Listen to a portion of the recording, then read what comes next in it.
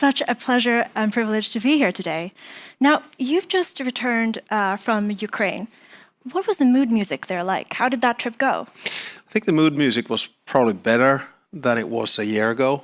I think there's a certain feeling of probably resolve and confidence with President Zelenskyy and his administration. I had a 1 hour tete-a-tete with him in the garden, and we also had a 1 to 2 hour briefing on the security situation. So the war is in a stalemate.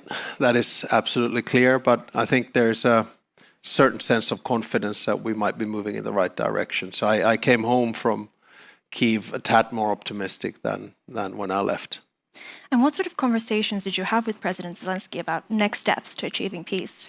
Well, I think the sequence is still pretty much the same. So first we need a ceasefire, and then after that, can we begin peace negotiations in earnest? And the other sequence is that we probably need a date for a physical bilateral meeting between Zelenskyy and Putin. And only after that can Zelenskyy reach out to Putin by phone to discuss, what the agenda could possibly be. But I think the base case is still pretty much the same. In the meanwhile, we need to continue to ramp up the economic pressure on Russia through sanctions. And we need to continue to ramp up the military capabilities of Ukraine by providing them with all necessary defense means available. And it's been today almost exactly 1 month since you traveled to the US with fellow European leaders and President Zelenskyy to meet Trump. What progress has been made since? Well, I think there are two tracks that we're working on. The first one is the idea of European security arrangements or security guarantees. And on the military side, they are pretty much ready. Of course, they have been set up and crafted to a situation after the ceasefire and after the peace. And then secondly, I think there's been progress made on increasing the economic pressure on Russia. And only last week in Paris, a week and a half ago, we had a phone call with President Trump and some European leaders. And I think his tack at the time was twofold. The first one was to tell Europeans to stop buying oil and gas. I think he's absolutely right on that. And of course, there are two countries, Slovakia and Hungary, that still do that. And I think we need to increase the pressure on that. And then the second tack that he has is a thought of, okay, how can we put pressure through secondary sanctions elsewhere? And I think there the European Commission, and speaking under the authority of Henna Virkkunen here, has done a really good job in communicating with the Americans what's possible and what's not. And I think the 19th package of sanctions was just rolled out by the Commission today. So, these peace mediation negotiations, you need quite a lot of patience. Mm-hmm. There's 1 week where things go your way, and then another week when you're just sort of banging your head into the wall and thinking we're not advancing at all. So I think we're in a better place now than we were a month ago. And how confident are you in yours and the EU's ability to win Trump over and actually achieve a ceasefire? Well, I don't think confidence is so much the issue. It's pretty much about a process and engagement. And that means that we're in constant communication with the American administration. And of course, they have their own interests. President Trump is doing everything that he thinks is right in achieving a ceasefire or a peace agreement. And we Europeans need to work closely with the United States in doing that. One day we feel that things are going in the right direction. At other days, there's a little bit of a stalemate. And of course, now the latest developments and public statements that we see coming out from President Trump during a state visit in the UK, in my mind, are nudging things in the right direction.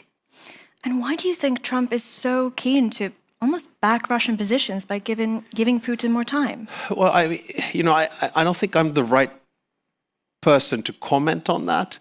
I think Trump is very persuasive in what he does, as we can see. He has been involved in negotiating a settlement between Azerbaijan and Armenia and others. And we'll see. I'm hopeful that we'll get there. We never underestimate the capacity of the President of the United States to negotiate peace agreements. This week, we've seen a lot of news about drones in Poland. Why do you think Russia is doing that? I think Russia is testing us. You could say that they test us on many different ways, hybrid or otherwise. They test us on land, for instance, by instrumentalizing asylum seekers, as we have seen over the past few years. They test us in the sea by cutting cables. And now they test us in the air with drones. And it's always a gray zone, attribution, not attribution, purpose, not purpose. And they want to see our reaction. So, for instance, when I spoke with President Zelenskyy, it was quite clear that the judgment of the Ukrainians of this particular drone attack was that this was a way to, first of all, test the resolve of the alliance. We can be in Article 4, invoked Article 4 of NATO, and then Secure and the Secretary General of NATO decided to put forth an Eastern sentry. And I think the response was quite good, but at the same time was probably an attempt to message to Ukraine's Western allies that perhaps you should take care of your own air defense first. So, they test us all the time, and I think the key point also to understanding of the testing is the information war we see ongoing every day. And that's why I think it's very important that the security community, and to a certain extent also, the free and open media, that you use judgment on what kind of instruments you use from this information war, so it doesn't play into the hands of the Russians. So a lot of testing coming up in the next few weeks for sure. In Kiev, you spoke about collaborating with the Ukrainians on drone defenses. Can you talk a bit about what that looks like? Yeah, I think what we have to understand throughout this war, and for understandable reasons, I think a lot of people have felt that this is just a one-way street. So, we provide Ukraine with military and financial assistance. That's it. But as a matter of fact, what we have to understand now is two things. The first one is that Ukraine has not only the largest, but the most modern and experienced army in Europe, 800,000 men and women. And secondly, their military capability right now in modern warfare is a notch above ours. So that means that, for instance, on air defense, we have a lot to learn on drones, drone defense systems, what kind of missiles are useful where. So, I'm sure that a lot of European states, including Finland, will be doing close cooperation on drones. But on that side, right now, I feel that it's the Ukrainians teaching us rather than the other way around. So what have you learned? I mean, if it's happening in Poland, it's not inconceivable that it would happen in Finland. Well, I think the pattern of the drones is a little bit different in the sense that it has to be either serious malintent or serious incompetence if a drone flies, on its way to the Ukraine, to Finland instead. So, from this particular case, I don't think we can pick up that much, except that this was the first time that we were involved in Article 4 procedures on the Finnish side. I think this was the 8th time that Article 4 has been used in the history of the alliance. So we learned more about that procedure.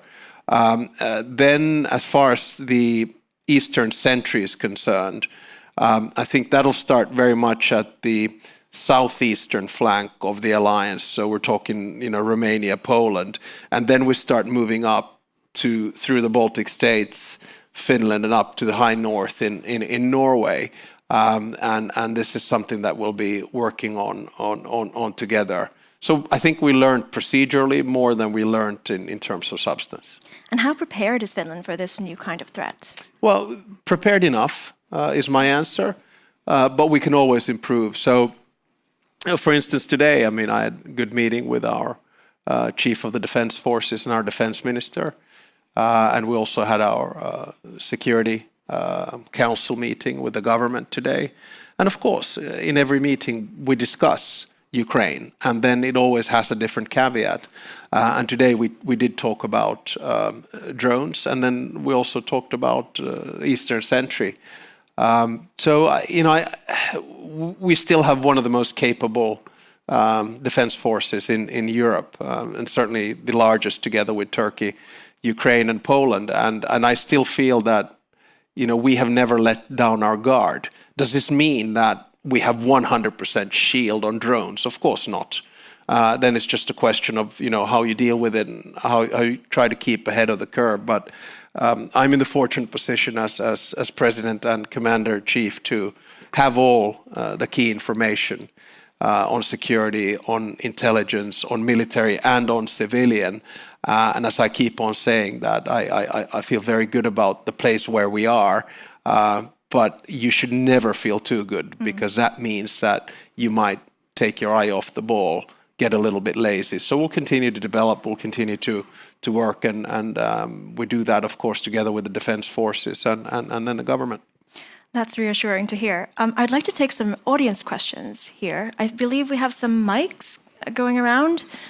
Any hands? Here at the front, the gentleman at the front, please. It's coming on its way. Good afternoon. I'm Charles Powell, Director of the Elcano Royal Institute in Madrid, Spain. Mr. President, what's your feeling about the debate on the use of Russian frozen assets? Do you think the Commission is being creative enough? Thank you. Yeah, I think you should probably ask the Commissioner in the next panel. But I have had the opportunity to discuss the issue a few times also with Commission President Ursula von der Leyen. And I think creative is the right word. That's what we need to do. So first of all, I think what G7 came up with on how to use the interests of the frozen assets to back up Ukrainian loans was creative and innovative. But I do think that we need to move a step forward. And we need to get Russia to understand that these frozen assets are never going back. It's going to be about war compensation. It's going to be about different ways in which Ukraine will be using them. And I think what probably needs to happen right now is that there needs to be a little bit of burden sharing, so that we cover the backs of our Belgian friends, that they are not the ones who will be held legally responsible at any particular case. And then we start thinking about, okay, how do we use the frozen assets and for what? Two observations on that. One might think that there would be a slightly more aggressive way of investing that money. Right now, it's just on long-term interest. Perhaps you could get a little bit more leverage out of them. Second, when we start talking about the reconstruction of Europe, how can we use that money in a smart kind of a way? Because that's always going to be a business opportunity also for the United States, for Europe and for Ukraine. And then how do you use it for war compensation? So I actually think that the Commission has been creative, and it continues to be creative. And remember, the deeper the crisis, the more creative the Commission is, as we could see during the Euro crisis as well. Great, thank you. I think we have one or two more questions. Here, gentleman in the middle, please.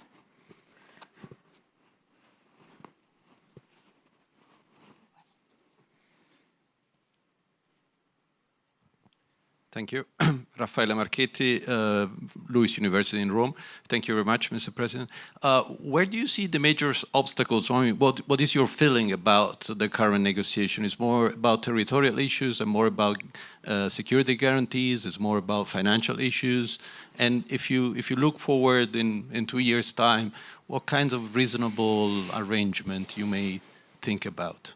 Of course, considering that ultimately it's Ukraine to take a decision, but of course, I mean, you are involved in discussion, so maybe you have a good feeling. Yeah, the first thing to say is that we should always come back to basics and ask ourselves, what is at stake here? We have an imperial state which has a strategic aim of denying the basic tenets of nationhood of Ukraine, which means the independence of Ukraine, the sovereignty of Ukraine, and the territorial integrity of Ukraine. And that is the strategic aim of Russia, has been from the beginning and continues to be that. I think what we need to try to do is to change the strategic aim of Russia. And then we come to the second observation. I actually think that the issue of territory and security guarantees is intimately linked in the short term and in the long term. And by that I mean to say that I think the deal to be done for a ceasefire is to freeze the line of contact as it stands right now, with providing security guarantees to Ukraine. And then when the negotiations begin, that's a different story. So my suggestion is not, and I stress not, that Ukraine should lose territory, but we probably want to focus the strategic aim of Russia to a point where Russia is only focused on territory.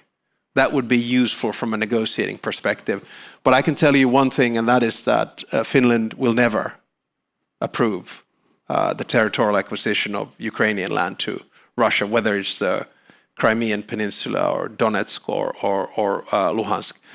Those decisions are huge decisions, and they can only be made by one country and one government, and that is Ukraine. Thank you. We had a question here in the middle. I think this gentleman was first. Thank you. Charles Lunis, Pasternak, Nordic West office. Mr. President, you have spoken a lot and written about the global south. So I'd like some reflections on your conversations. What do the leaders in India or China or Indonesia think about this? Or in fact, do they really think about this a lot? Yeah, I mean, it's a really good question. And you know, my big thesis, of course, right now is that we're witnessing a change in the world order dynamics and balance, which is akin to the end of the Cold War, end of World War II, and end of World War I. And then we have to ask ourselves the question, what do we aim at? I think our aim here in Finland is to still strengthen and hang with the multilateral system of governance of international institutions, rules and norms that were established after World War II. And then we ask how we do that. Well, we do that by giving agency to the global south, which doesn't feel that it has that. The likes of India, Indonesia, Saudi Arabia, Nigeria, Kenya, South Africa, Brazil, Argentina, Mexico, etc., etc. Because if you give agency to a player, then they're more likely to deal with that. Because I don't think anyone will benefit from a transactional world. Transactions take you to a certain place until you hit a wall, and sometimes you end up in a corner from which you really can't get out. So I've had lately conversations with Prime Minister Modi and President Ramaphosa, and the only conversation that we have is basically about the situation in Ukraine. And I do think that it would be good to see them more involved. For instance, President Ramaphosa, who was a good friend of President Martti Ahtisaari and a peace mediator, understands peace. India has a geopolitical stake in this, so we should get them involved in one way or another. The final point that I still want to make, that I think one of the keys to peace, because there are many, is held by China. Because China has such a stronghold on Russia at the moment. So I think also, if I take a lesson from Martti Ahtisaari, fully understanding that not everyone can be involved in peace negotiations, but if there was a stake in the peace negotiations from India, from South Africa, for instance, Brazil, and then China, perhaps that could nudge us towards peace. Thank you, Mr. President. A final question from me. You're heading to New York next week for the UN General Assembly. Tomorrow, actually. Tomorrow, excellent. Yeah. Where you will meet President Trump. What is your message to him? Well, I think the UN week is always important. So my first message is that please, the United States, stay engaged in the United Nations, that it's a very useful multilateral fora for settling issues and settling peace. And of course, then, the second message is always going to be about Ukraine. But there, I come from a small country, so we should never inflate our capacity to influence big players. The big players decide. I mean, that's just the reality. So I think, therefore, it's more for me to go and question that, or ask the question from President Trump, okay, what do you think we should do next? And if next means putting more financial pressure on Russia, if next means giving more military aid to Ukraine, if next means stopping Europeans buying oil and gas from Russia, I think we've made advancements. So I think we are looking at an interesting week. I know that the debate will be quite a lot on the Middle East and Palestine and two-state solution. But from a Finnish perspective, I think we should focus a lot on what's going on in Ukraine. And we'll see what the President of the United States does. The final point that I make here is that since President Trump came into office, we have tried every day, every week to find a solution. We're not there yet, but I do believe that the only person who really has the capacity to end this war quickly is President Trump, and anything that moves him in that direction would be, of course, welcome. Thank you so much, Mr. President. Thank you.